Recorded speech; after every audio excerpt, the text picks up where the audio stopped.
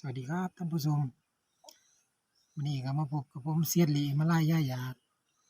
สิพาท่านผู้ชมไปหาหอยกันมื้อนี้ไปเบิ่งกันท่านผู้ชมว่าสิได้หอยหลายปานใดว่าสิได้หรือบ่ได้เนาะท่านผู้ชมเนาะ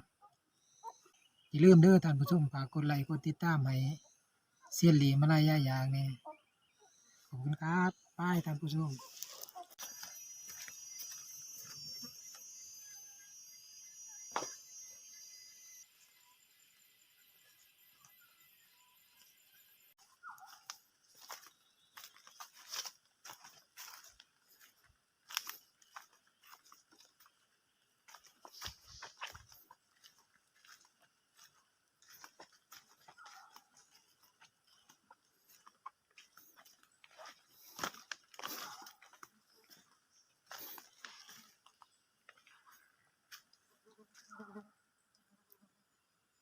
เราเดินมาสักพักท่านผู้ชมแล้วเราก็เจอน้ำท่านผู้ชมตอนนี้ผมก็หิวน้ำพอดีเดี๋ยวเรามากินน้ำกันท่านผู้ชม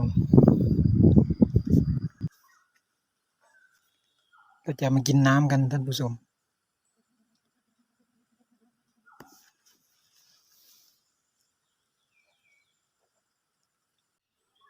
ก่อนเดินต่อผมขอกินน้ำก่อนท่านผู้ชม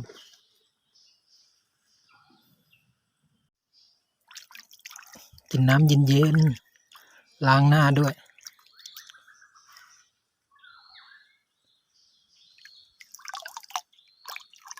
น้ำใสมากครับท่านผู้ชมใสแล้วก็เย็นมาก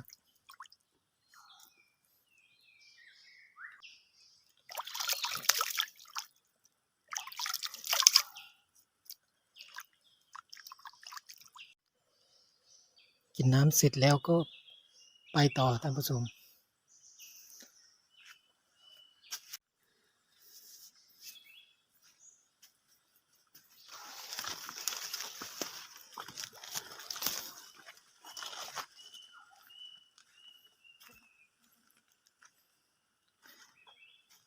ครึ้ม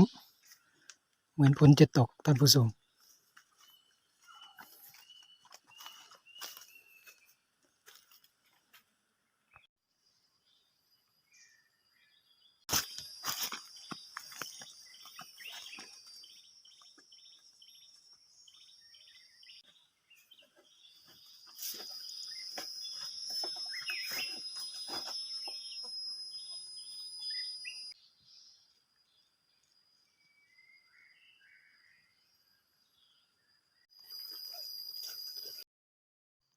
เจอแล้วท่านผู้ชมหอยหอม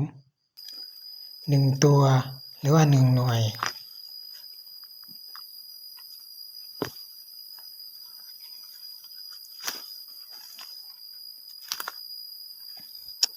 ไปอีกว่าจะเจออีกไหมเจอเห็ดท่านผู้ชมเห็ดซีนหรือว่าเห็ดเนื้อแต่ที่นี่เขาเรียกว่าเห็ดซีนไม่รู้ว่าที่อื่นเรียกว่ายังไง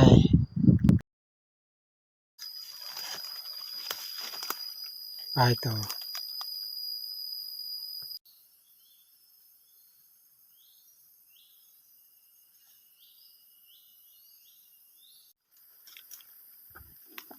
เจออีกแล้วท่านผู้ชมหอยเดือ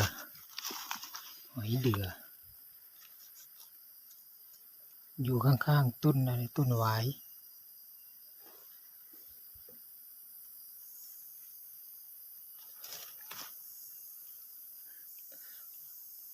ไปต่ออีกท่านผู้ชม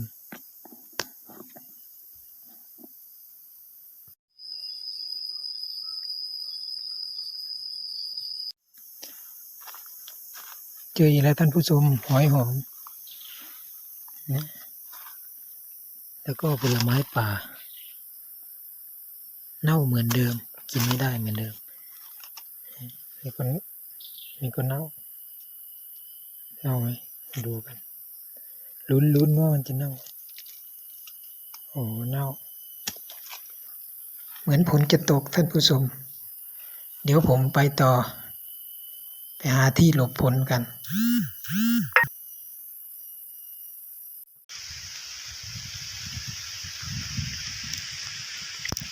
แต่แล้วฝนก็ตกจริงๆด้วยท่านผู้ชมตอนนี้ผมก็เปียกหมดเลย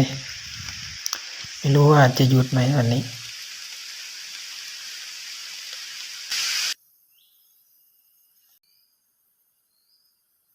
ฝนตกท่านผู้ชมเปียกหมดเลยว่าจะก่อไฟทำกับข้าวไม่รู้ว่าจะก่อได้หรือเปล่ามาดูกันท่านผู้ชมว่าผมจะก่อไฟได้ไหมนะครับผมจะไปหาปืนมาเพิ่ม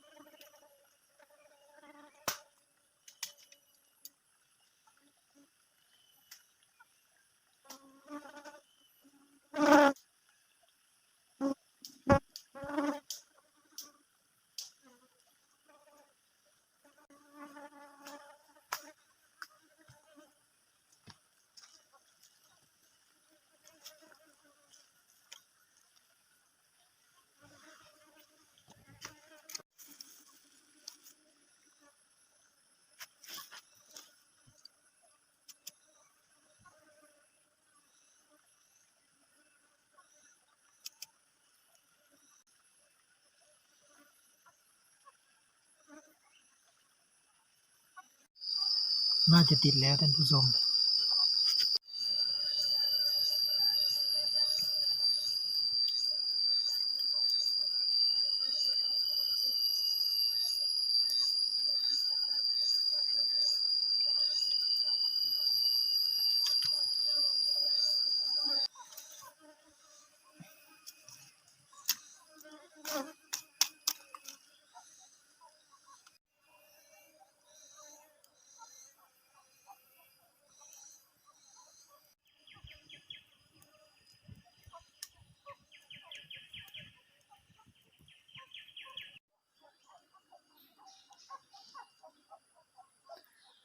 แล้วกับข้าวของผมก็สุกเป็นที่เรียบร้อยแล้วครับท่านผู้ชม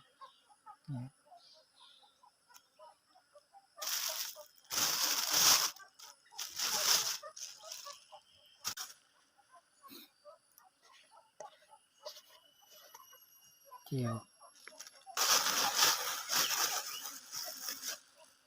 มีหอมด้วยท่าน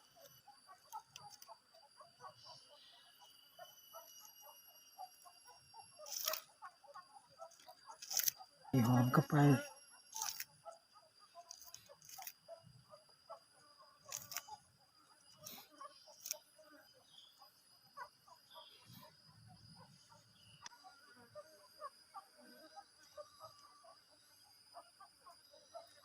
ให้เจ้าที่เจ้าทางหมดก่อน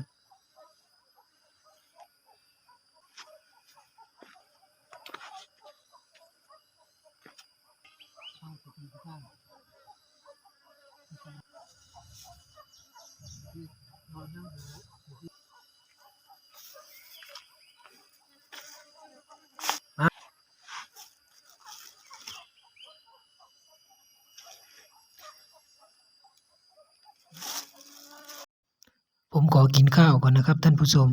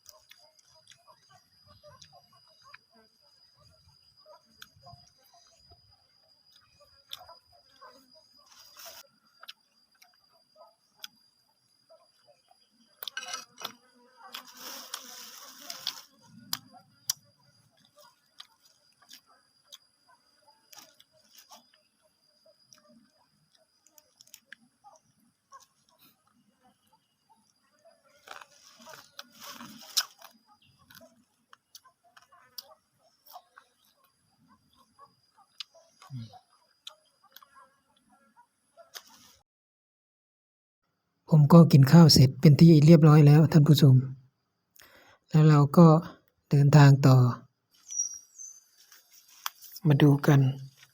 ว่าผมจะได้หอยไหมวันนี้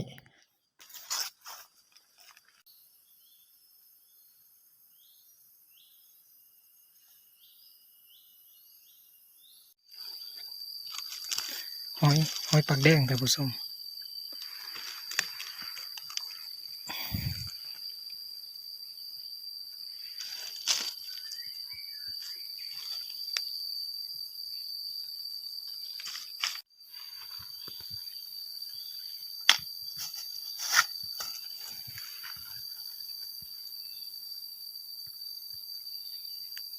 ก็ได้ไม่เยอะเท่าไหร่ไปหาต่ออีกครับท่านผู้ชม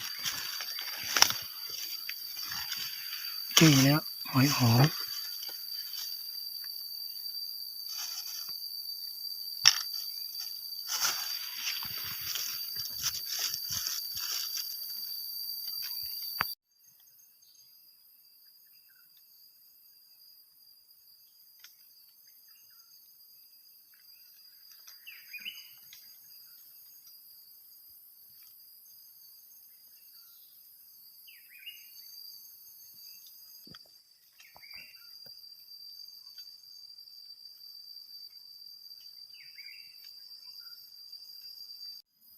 เจอหอยอีกแล้วครับท่านผู้ชม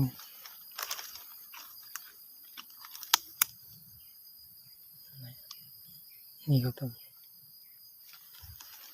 หนึ่ง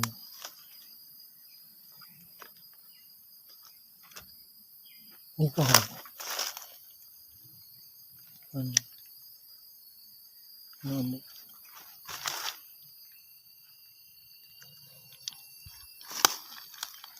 ้วก็นี่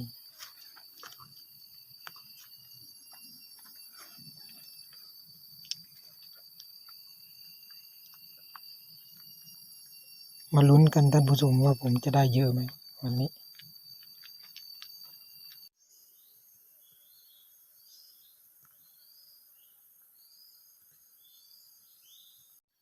สวัสดีครับท่านผู้ชมวันนี้ผมก็จะมาสรุปหอยที่ผมหาได้วันนี้ว่ามีหอยอะไรบ้างนี่คือหอยปากแดงแล้วก็หอยหอมหอย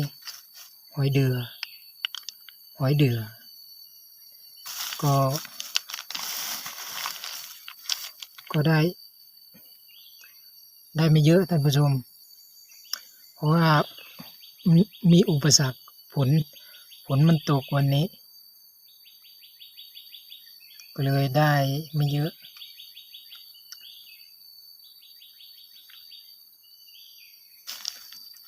อย่าลืมนะท่านผู้ชมอย่าลืมกดไลค์กดติดตามให้ผมด้วยเพื่อผมจะได้มีกำลังใจทำคลิปต่อไปขอบคุณทุกคนที่เข้ามาติดตามด้วยนะครับขอบคุณครับ